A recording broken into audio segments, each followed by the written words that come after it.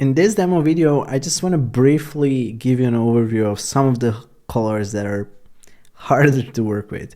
The hardest one is probably yellow, just because there is such a small part of the hue where we still consider, like our color wheel, where we still consider it yellow. So if we just by 10 degrees move it towards green, it's already not yellow. It's very noticeably like greenish yellow. And on the other hand, if we move it by just 10 degrees towards orange, it already feels orange. And like with a certain context, like if you surround it maybe with some kind of a color, it's not gonna feel as orange. It might feel a little bit more yellow, but usually like around 54, 55, and then like 62, 3, this is the area that we consider like true yellow. So that's one thing. Another thing that's really hard when working with yellow is if you just shift it by like 10 points less bright, it's no longer looking visually appealing. So how to work with yellow? Well, all of the lighter shades of yellow are going to be easy to do. They're not really hard. You just kind of play around with how much saturation there is, and you can really create some nice shade of like light yellow, pastel yellow. But when it comes to darker shades of yellow, it's going to be really hard to create those well. So depending on your project, one thing that you might have to do is actually use perceived brightness to your advantage. As you know, I'm just gonna close this off, sorry about that. If you just slightly shift it towards more orangish tones and then also lower the brightness, you can actually create some of the darker shades that are gonna work well enough for your use case. So you can see that these two still feel like they may be a part of the same color palette, and like they are working together, right? So that's basically one thing to do. I wouldn't shift it towards green though. I just feel like this is a very unnatural way to create a darker shade of yellow.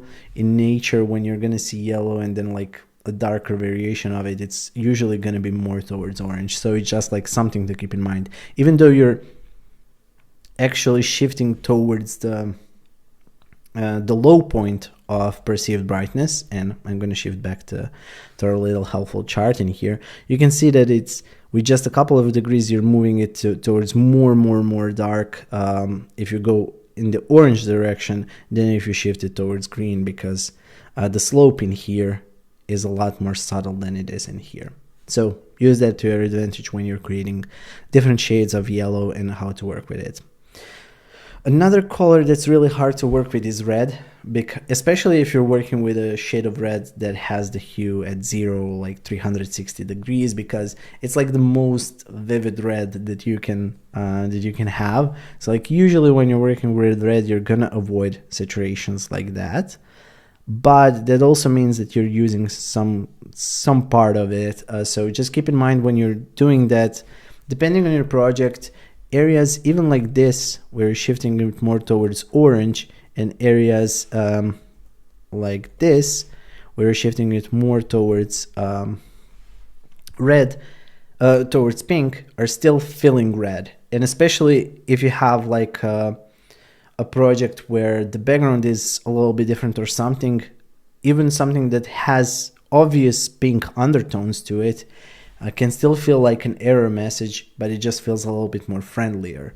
While the ones that when you're shifting more towards orange, it feels like more urgent even, because both orange and red tones are kind of connected with that kind of urgency alert that we have. So just something to keep in mind when you're working with red.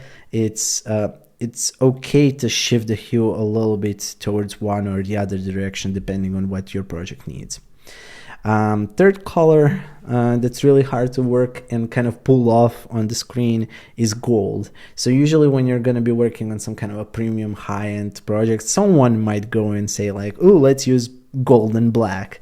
And okay, like at certain points it might feel golden, but gold is usually associated with kind of metallic feeling, so it's going to be really hard to create something that's going to feel gold in UI design. So depending on like where this color is going to appear, this might feel like it's golden, but it might not also. So one way to solve it could be to actually use a gradient, if possible, to kind of create that sheen effect that some of the gold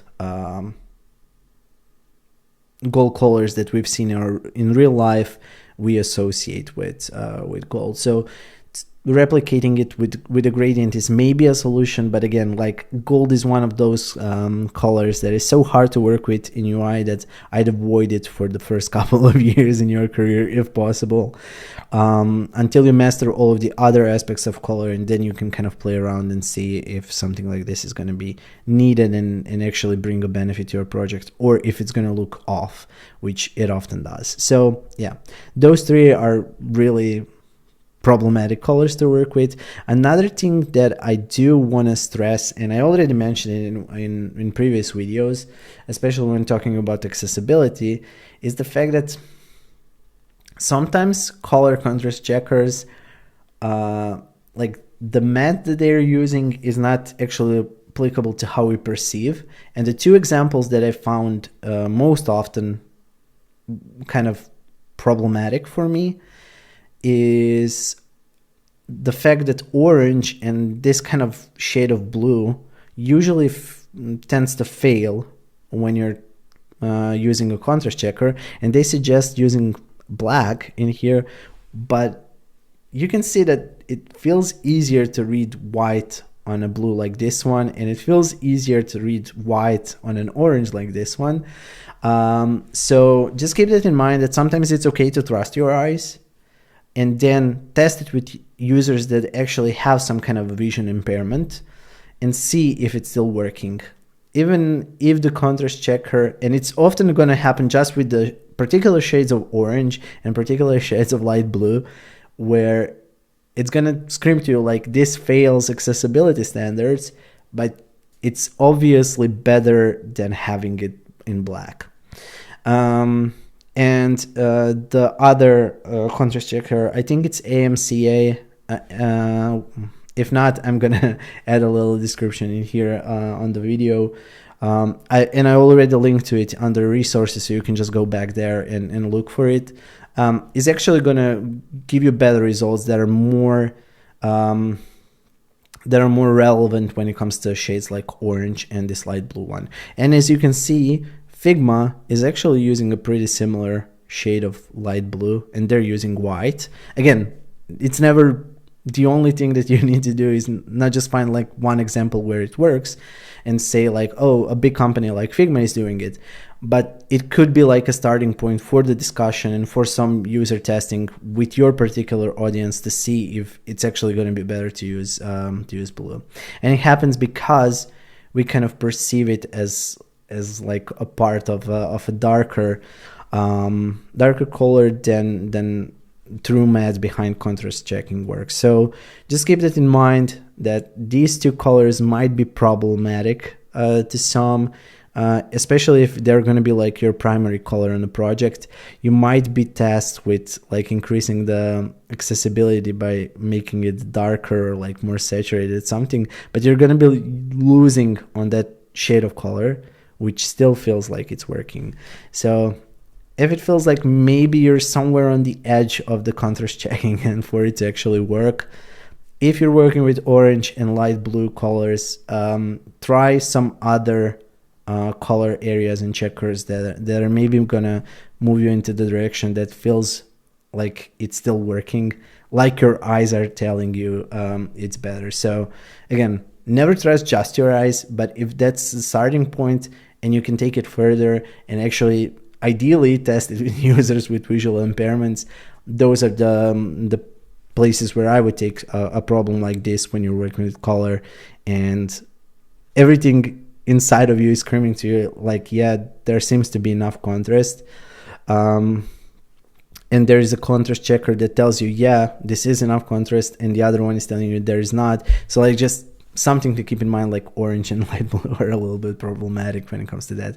And it's such a common problem I've seen in UI design. I think there are probably blog articles that you can find on a similar topic. So just keep that in mind, that maybe this is one area where I found contrast checkers not to be as reliable as there are with every other hue on the color wheel.